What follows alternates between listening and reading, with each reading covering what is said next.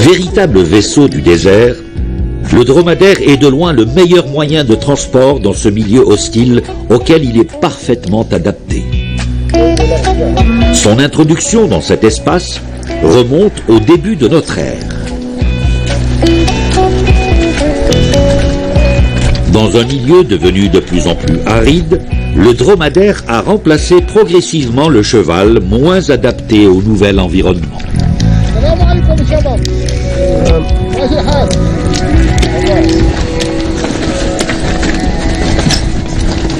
Voici le premier palier de l'ascension. Nous sommes à 1000 mètres d'altitude. Il nous faut escalader ce col sur une dénivellation de plus de 600 mètres pour atteindre le plateau d'Ifetessen. La progression se fait au rythme des dromadaires. Soudain, des cris déchirent le silence du désert. Les chameliers accourent. En glissant, un dromadaire s'est effondré sous le poids de son fardeau. Et on essaie de le remettre sur ses pattes. La bête souffre énormément. Elle ne cesse de blatérer. Blessé, son voyage s'arrête là.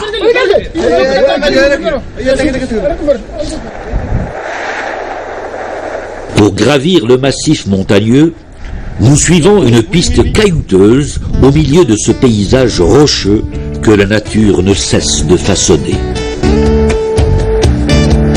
Malgré la fatigue qui commence à se faire sentir, les discussions avec les chercheurs vont bon train.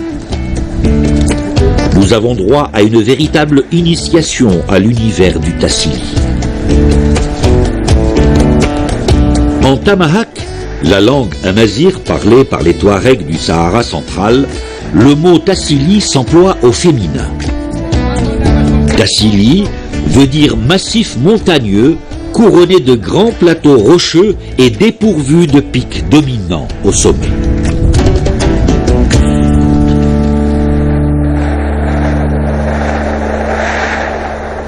Après une journée harassante à escalader ce sentier rocailleux, nous voilà enfin en vue du plateau d'Ifetessen, à 1684 mètres d'altitude, un des plus hauts plateaux de l'Imidir. Les Touaregs appellent cette piste Tihin Timrarim, le col des vieilles, la côte qu'elles ne peuvent pas gravir. Bey, notre guide, nous explique que tous ceux qui parviennent à se hisser jusqu'à ce plateau peuvent dire qu'ils sont encore jeunes.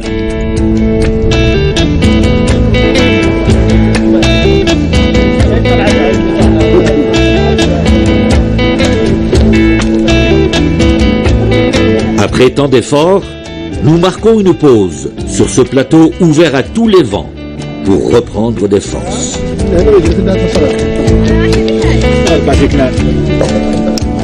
À l'abri, autour d'un feu, on prépare le thé. Pour les gens de Lahagar, l'Imidir fait partie du territoire de la tribu des Issa Kamaren.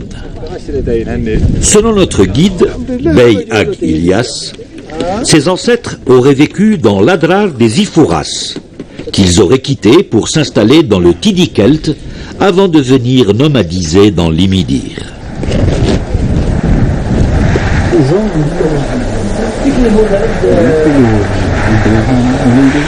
Le temps se gâte, le vent se lève, un orage s'annonce.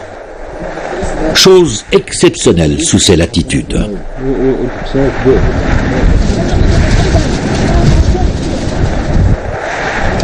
Bey, notre guide, dirige la caravane vers Tin Hamaren pour nous permettre de nous abriter jusqu'à la fin de l'épisode pluvieux. Nous empruntons une piste au bout de laquelle apparaît un majestueux abri sous roche vers lequel nous nous précipitons. La paroi rocheuse est décorée d'une sublime fresque rupestre. Les bovidés sont représentés par troupeaux entiers. Du blanc et des nuances d'ocre rouge sont les couleurs choisies par l'artiste. Ici s'exprime l'art des pasteurs. Ces animaux étaient élevés pour leur lait, leur viande et leur peau. Ces peintures, dénommées art bovidien, ont été réalisées durant la période allant de 7000 à 2000 ans avant notre ère.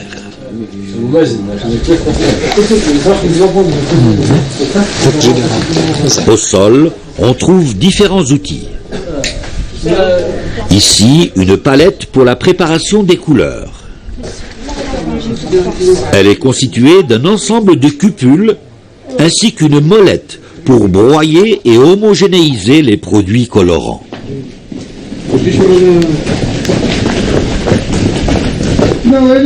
On ne peut s'empêcher d'être admiratif et se demander comment des hommes considérés comme primitifs ont pu réaliser des œuvres aussi belles.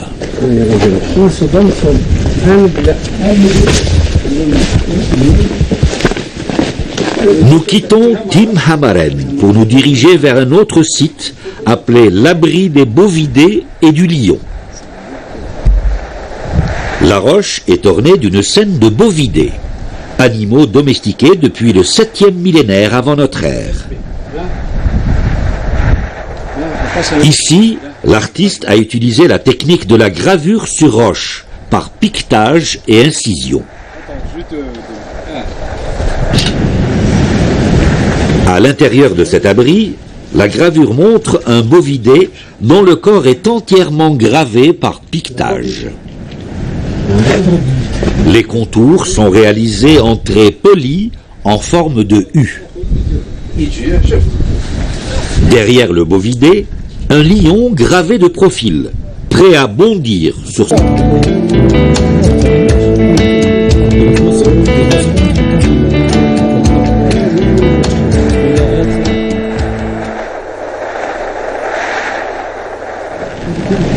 Le jour se lève doucement sur le plateau d'Ifetessen. L'équipe de recherche s'apprête à rejoindre le terrain des fouilles.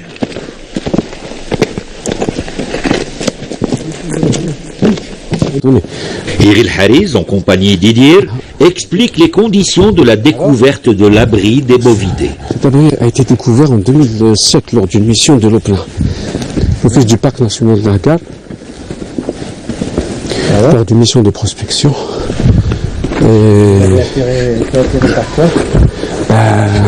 Au pied de la paroi d'Itak Antisita, l'abri des bovidés, l'équipe de tournage savoure ce moment rare. Non mais ça descend aussi par là, comme ça. Voilà. Nous sommes en présence de peintures dominées par l'art bovidien, dont les plus anciennes remontent au 7e millénaire avant notre ère. Ce sont des témoignages sur un mode de vie bien antérieur à l'avènement de l'écriture que nous avons la chance de contempler aujourd'hui. Ils portent les témoignages légués par nos ancêtres. De couches, des groupes de population. Farid Iril Hariz, le chef de la mission, donne des indications sur le programme du jour et sur la meilleure manière de procéder à la prospection du site. Et puis, on va prospecter aussi tout autour de ce site. Qu'est-ce qu'il y a comme... Toutes les interprétations de ces fouilles dépendent de la qualité et de la fiabilité des observations recueillies sur le terrain. La paroi fait des peintures. Mais ce qui est important aussi, c'est qu'il y a un remplissage archéologique. Dans l'abri sous roche Itak Antisita, la fresque est peinte sur une longueur d'une dizaine de mètres. Des groupes de population, ici, 2 chasseurs ou guerriers armés d'archers. Et c'est très rare. Là, un bovidé attaqué par un félin, sans doute un lion. Cette mission, Un personnage armé d'une lance vient à son secours. on va faire un relevé topographique le site. Ces scènes remontent à la période bovidienne, comprise entre 7000 et 2000 ans avant notre ère. Ouais, essayez. C'est à cette période que l'homme de chasseur-cueilleur qu'il était est devenu pasteur lorsqu'il réussit à domestiquer les premiers animaux, bœufs, moutons, chèvres et le chien. Il y a une vue générale de la fresque. Détermine le point. Les archéologues entreprennent la fouille du sol couche par couche.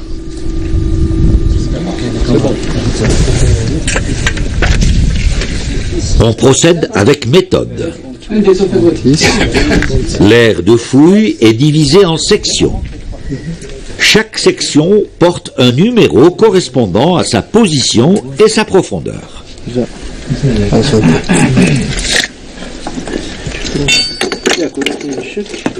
Dans un premier temps, on commence par débarrasser les grosses pierres, charriées par les glissements de terrain.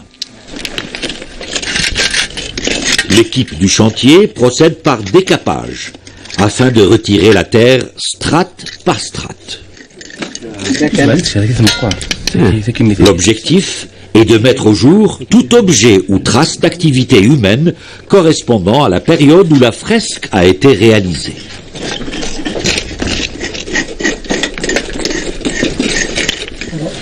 Le décapage s'effectue par des mouvements ramenant la terre vers soi. Une petite épaisseur de la terre est retirée à chaque passage de la truelle.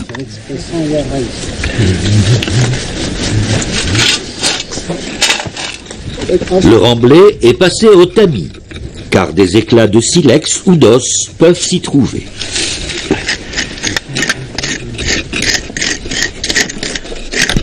Faire parler les vestiges est la mission des archéologues. Ils sont à la recherche de traces d'activité que l'homme a pu laisser, des outils qu'il a fabriqués, des fragments de poterie qu'il a façonnés et des traces de foyers qu'il a pu aménager au sein de ses habitats. Il en existe quelques-unes que les nomades connaissent bien pour y faire régulièrement une halte afin de s'approvisionner en eau et abreuver leurs bêtes.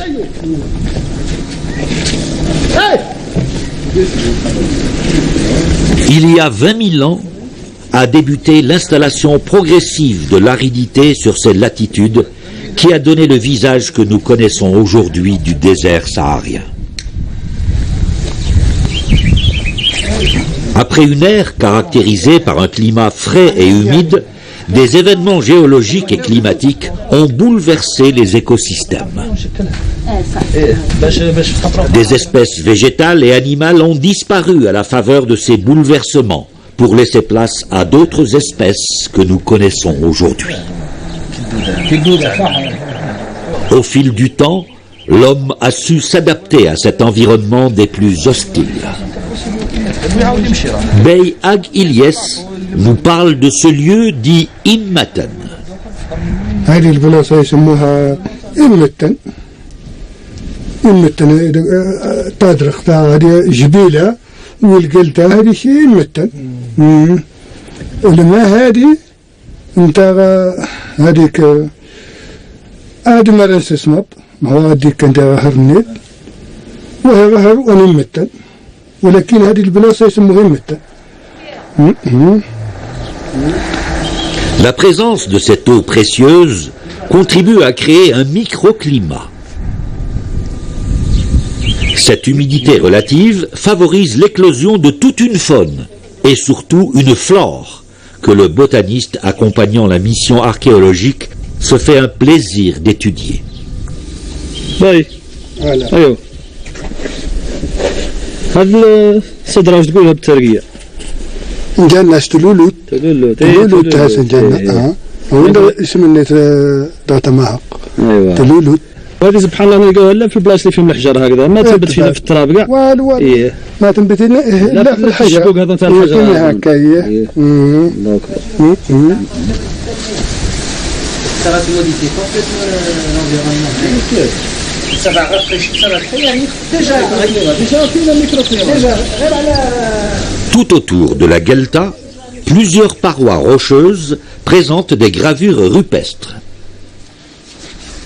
ce qui est important là. L'une d'elles représente une scène tout à fait singulière. On y distingue une créature mystérieuse qui a donné lieu à une légende répandue parmi les Touaregs de la région, la légende de l'ogresse. Nous ne manquons pas de demander à Bey, notre guide, de nous la conter. هذه هي اللي يقولوا عليه الناس العودة إن الوادم يبدلن أوا يتاتيها راون يتاتيها ضان يتاتدونت إذا يجرا ومانا إذا خفل جلمام التجروال سيان دير ينغي هو غير غيت الرسم تتفلك دي.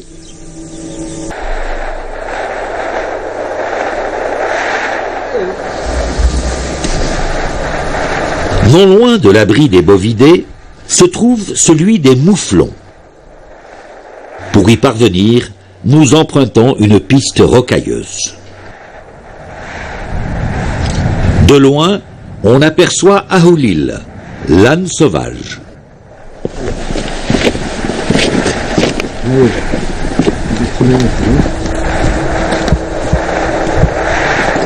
Là, nous sommes en présence d'un tumulus, un monument funéraire. Les plus anciens des tumulus remontent au 6e millénaire avant notre ère. C'est vers la fin du néolithique que le rituel de l'enterrement des morts devient fréquent. On dit que l'inhumation traduit la naissance du sentiment et des croyances.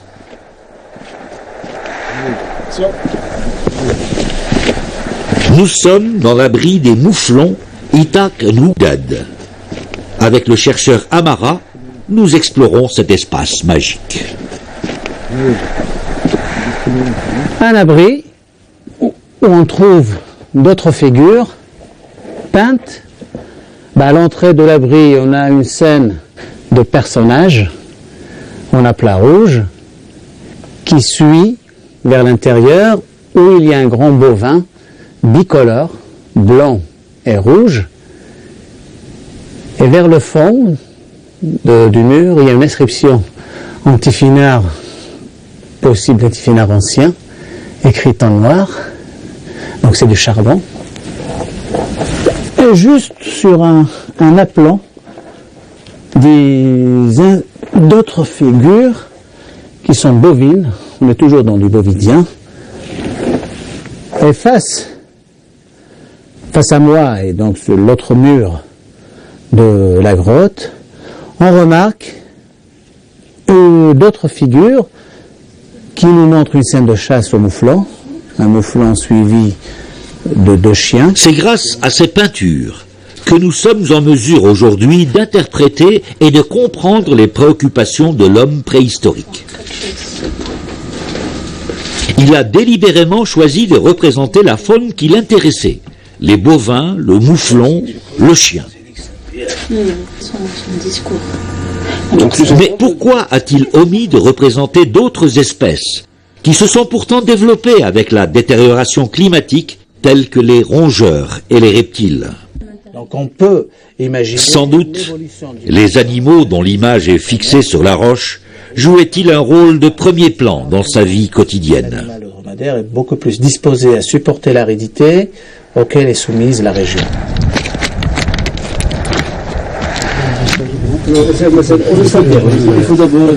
Encore quelques jours d'efforts.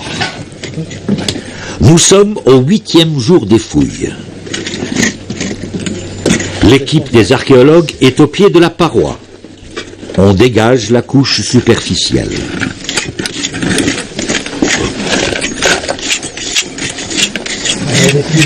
On prélève On mesure et note chaque détail et observation concernant les objets trouvés.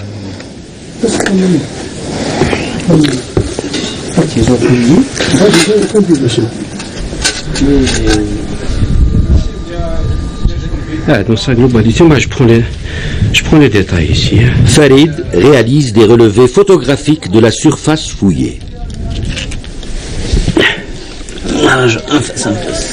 Ici, une molette en calcaire. Elle porte encore des traces d'ocre.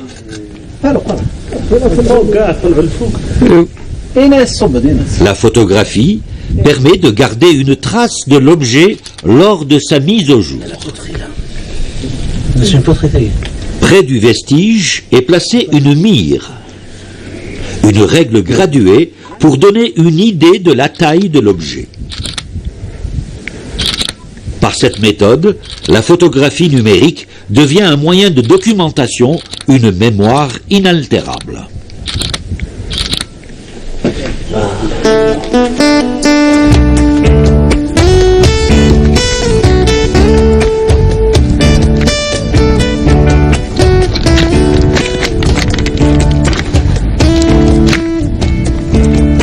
Ces grands espaces, aujourd'hui arides, étaient jadis verdoyants, les oueds remplis d'eau et la végétation luxuriante.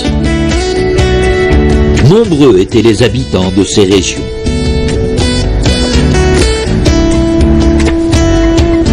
Au loin, dans ce paysage rocailleux, on aperçoit 2 gazelles d'orca. C'est une espèce qui nous vient de la préhistoire, au même titre que le mouflon. Les gravures et peintures rupestres sont là pour l'attester. طعمت ولا لاباس؟ لاباس لاباس. ايوه الحمد لله. لاباس. لا. نحن مشينا قدامك ياسر ها؟ مشيت. نسينا شويه نحن. بعدتوا تما. ها؟ بعدتوا تما. الصيف نحن نحن لقينا الخير. لقينا الخير قدامك كي جينا هنا لقينا الخير. ما شاء الله. ايوه. اييه. واش من خير لقيتوا؟ اوه لقينا الراوه لقينا العجلان ما شاء الله. ايوه. اييه. حتى تقدر تراك مولا لقيناها. بصيف الخطر سفرة كاين بلاصه ما فيها عاديه تكنناتي والله عاديه تكننات هذا 6 عام كيف عمر 6 عام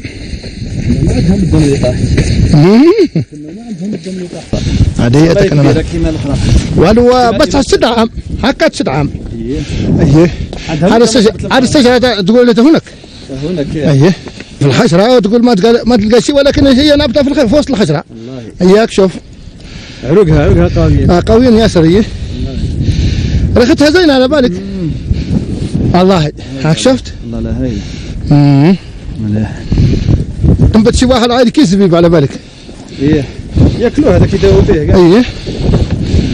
La faune et la flore ont considérablement évolué avec les changements climatiques.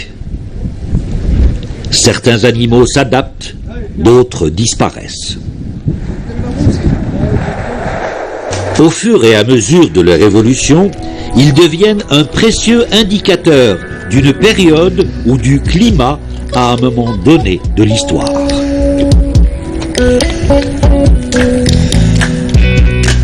La journée a été bien remplie. Au retour au camp, le soleil décline. Bientôt, il fera nuit.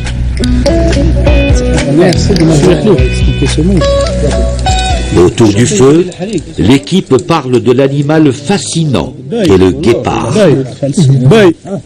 البلاصه اللي قلت لي فيها ما الصباح واش سموها؟ انا الصرفه انا السرفه. ايوه وين جاي؟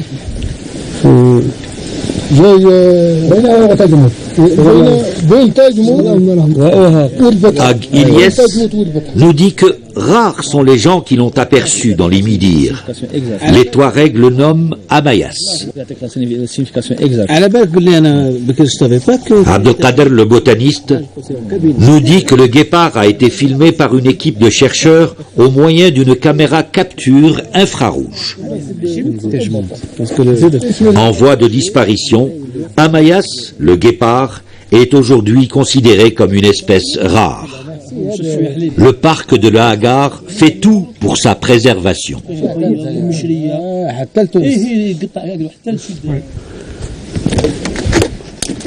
Donc attends, pour les premières.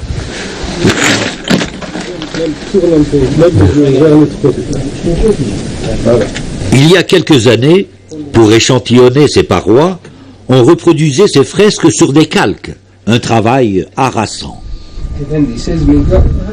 Aujourd'hui, on procède par photogrammétrie. On réalise des photos en prenant le soin de mettre une mire afin de dimensionner la fresque. Avec cette méthode, le chercheur a plus de possibilités de lecture. Cette méthode permet de cartographier la paroi, mais aussi de décomposer la fresque en plusieurs couches.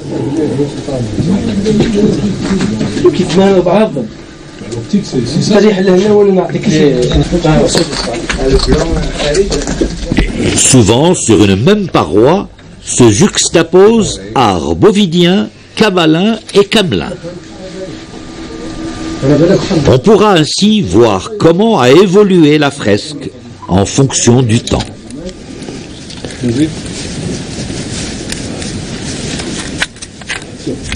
Après une dizaine de jours de fouilles, l'équipe se réjouit d'avoir mis au jour différents objets dignes d'intérêt d'un point de vue archéologique et qui attestent de la richesse du site.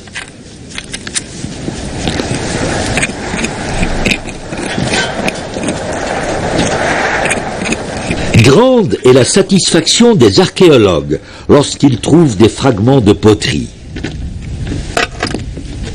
Ces fragments de poterie. L'échantillon fossile va leur permettre de procéder à la datation relative du site. La poterie donne de nombreuses indications sur le comportement socioculturel de l'homme.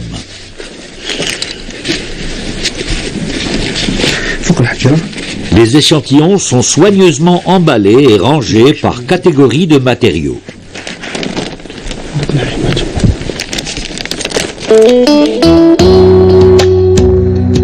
Si la récolte est bonne, il demeure que le site n'a pas livré tous ses secrets. À l'avenir, d'autres campagnes de fouilles viendront compléter le travail déjà effectué.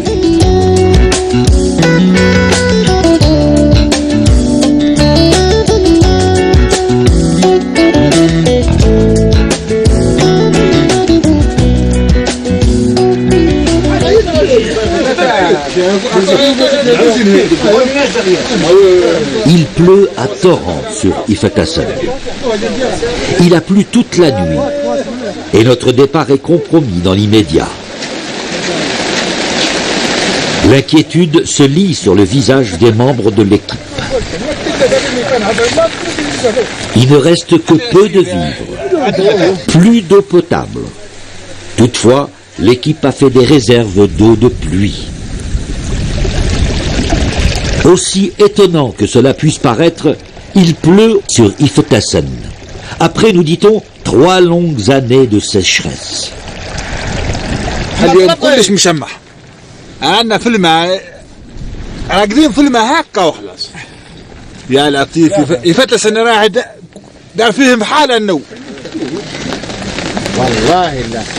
En tout cas, cela augure de l'épanouissement prochain d'un couvert végétal qui fera le délice des troupeaux élevés par les nomades.